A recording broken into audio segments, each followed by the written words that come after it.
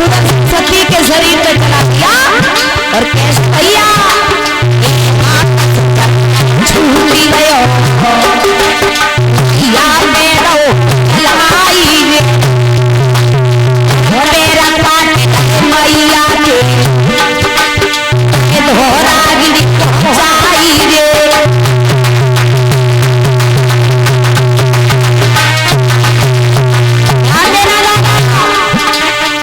मेरा काट मैया के धोरा गिरी सीजन काट चक्कर पे सवाई रे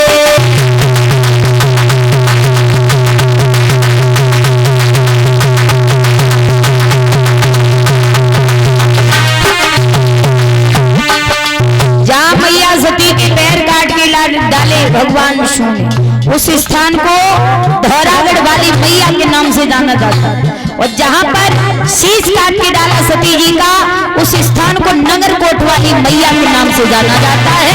अब आंख निकल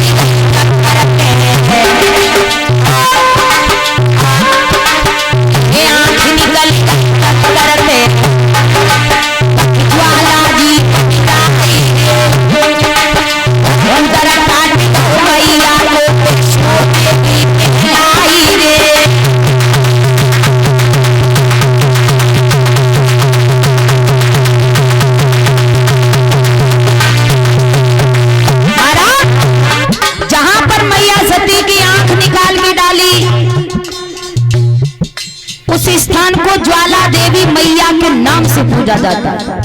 और जहां पर उदर काट के डाला यानी पेट, उस स्थान को वैष्णो देवी के नाम से जाना जाता है।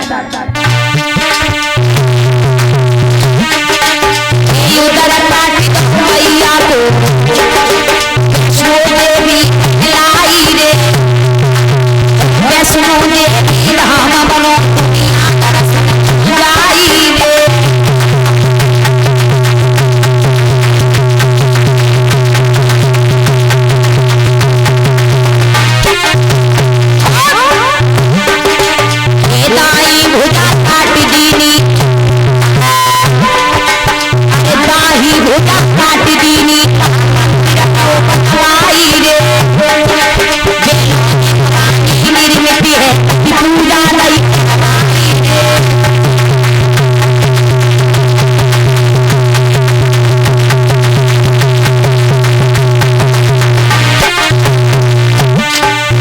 जहाँ पर दाई भुजा काट के डाली, उस स्थान को महाराज बेलोन भवानी के नाम से पूजा जाता है।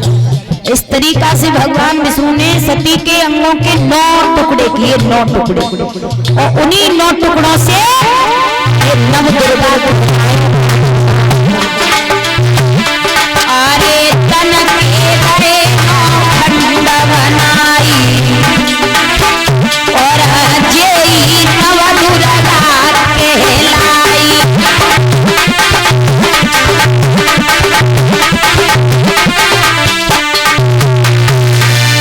इस तरीका से महाराज ये 9 अंग काट के डाले और इन्हीं से ये नव दुर्गा प्रारंभ हुए हैं।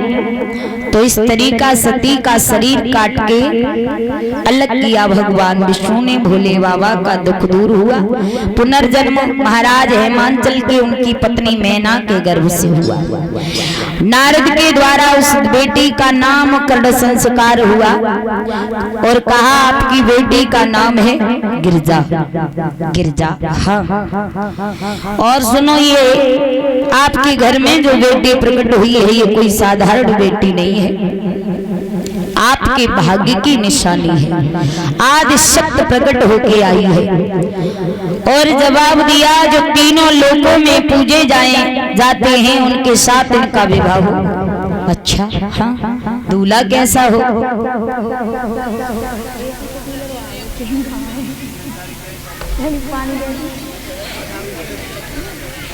भैया आज हेमांचल ने सुना बड़े खुश हो गए भोले बाबा के हमारी बेटी की शादी कैसे दूल्हे के साथ हो। तो नारद ने बताया जाको ब्याह हो वेगो तो ऐसे दूल्हाते हो वेगो महाराज जो फक्कड़ी होगा हाँ, जिसके न घर का आता पता होगा, न माता पिता का आता पता होगा, न भाई होगा न बहन होगी, न घर मड़ैया होगी, ऐसे दूल्हा के संगे जाको ब्याह होवेगो।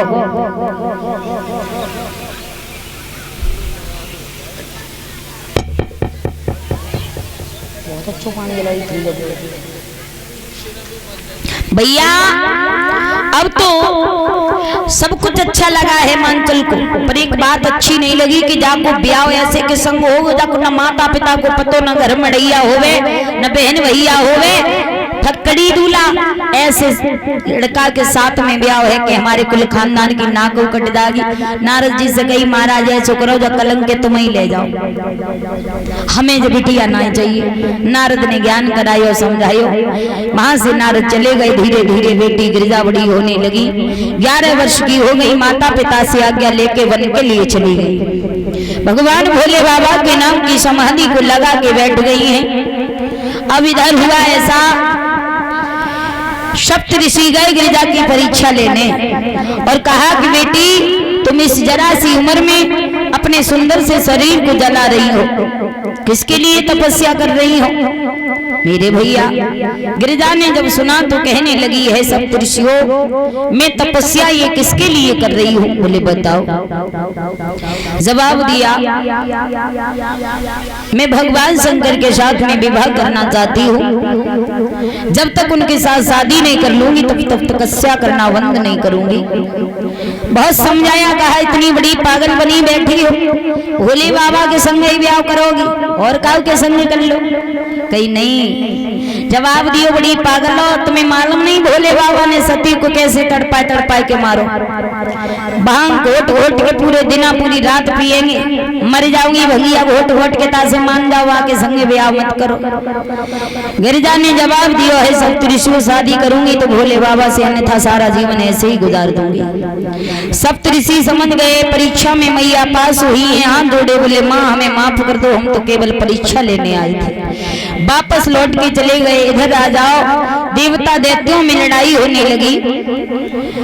एक तारक नाम का राक्षस देवताओं को दुखी करने लगा, तो देवताओं की सभा लगी। कहा इस तारक नाम के राक्षस का वध करवाया जाए। तो वध कौन करेगा भैया, तो बताया सलाह मिला के कि इस तारक राक्षस का वध कोई और नहीं भगवान भोले बाबा का बेटा ही कर सकता है। अरे भैया सोचने लगे देवता जी बड़ी भावई है, भोले बाबा तो समाधि में बैठे, कब उनकी समाधि खुलेगी तब ब्याह होवे वो, तब लला पैदा होवे वो, तब जाको वध होवे, तब तक तो सबको हड्डी मसालो बट जावे और जल्दी कोई उपाय सोचा जाए। भोले बाबा की पहले समाधि खुलवाई जाए। समाधि कौन खुलवाएगा? तो इंद्र ने बताया भगवान भोले बाबा की समाधि कोई और नहीं, वो है रति का पति कामदेव। रति के पति कामदेव को भेजा भगवान भोले बाबा की समाधि तोड़वाने के लिए, और गया उसने क्या किया भैया,